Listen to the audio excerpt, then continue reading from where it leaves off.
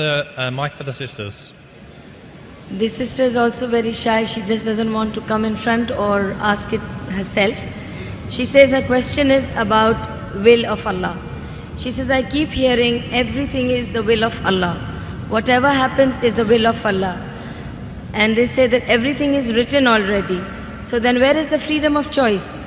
When Allah gave me freedom of choice, whatever I do, if anything happens, they say, oh, this was written and it's the will of Allah. And if you could explain, if there is so much, everything is written down, then what is my freedom of choice? Sisters asked a very good question, very important question. That if everything is the will of Allah, then where is this freedom of choice? And this is a question not only asked by non-Muslims, even asked by Muslims. It's talking about qadar. That if it is mentioned in destiny, that I'm going to rob, and if I rob, who's to blame? Allah is to blame. If it is mentioned in destiny, I'm going to commit murder, and I commit murder, who's to blame? Allah is to blame. So where is the free will? So if it is the will of Allah, or if it is mentioned in the destiny, I'm joining both together, then where is the free will? The reply to this question is, it's compulsory that every Muslim should believe in qadar, but you should understand what is the meaning of destiny.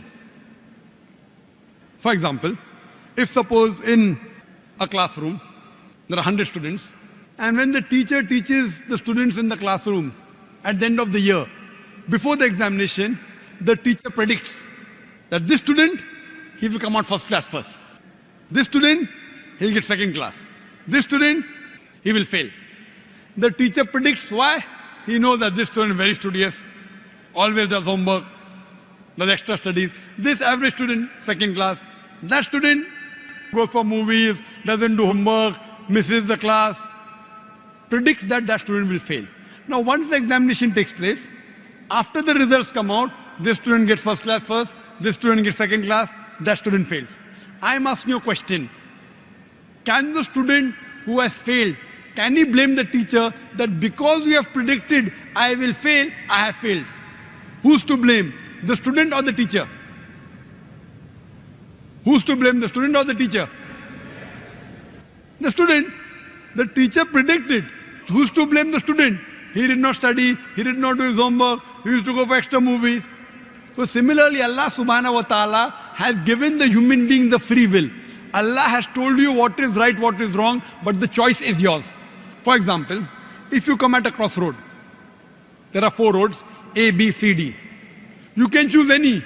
You choose road C.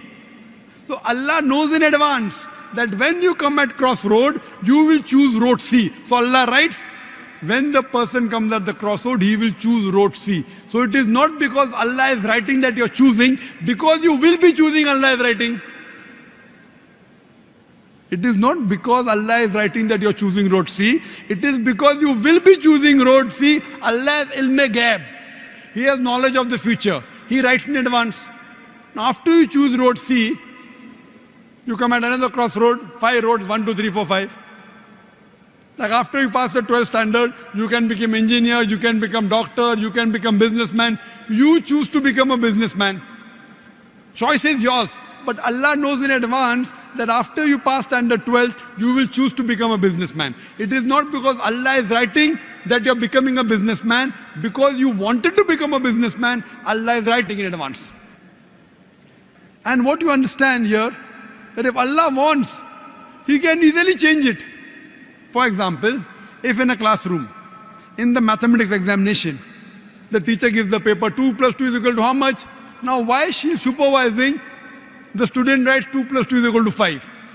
The teacher will not correct, the teacher can correct. But if the teacher corrects, you will say the teacher is unjust. If teacher says, don't write 5, write 4. All the other students will, this is examination. Why are you interfering? So if Allah wants, He can change. But because He has given you free will, He is letting you take your decision. So this life is a test for the hereafter. As Allah says in Surah Mulk chapter 16 verse number 2, Alladhi khalaqal mauta wal hayata. Alladhi khalaqal mauta wal hayata. It's Allah who has created death and life to test which of you is good in deeds. So this life is a test for the hereafter. Allah has given you and shown you the rules, what is good, what is bad. Then He's given you a free will. It is your choice. Allah does not interfere in your free will. He can if He wants. The Quran says, not even a leaf can fall without the permission of Allah. So whatever happens, happens with Allah's free will, but the decision is yours. And based on that, you will be rewarded or punished. Hope that answers the question.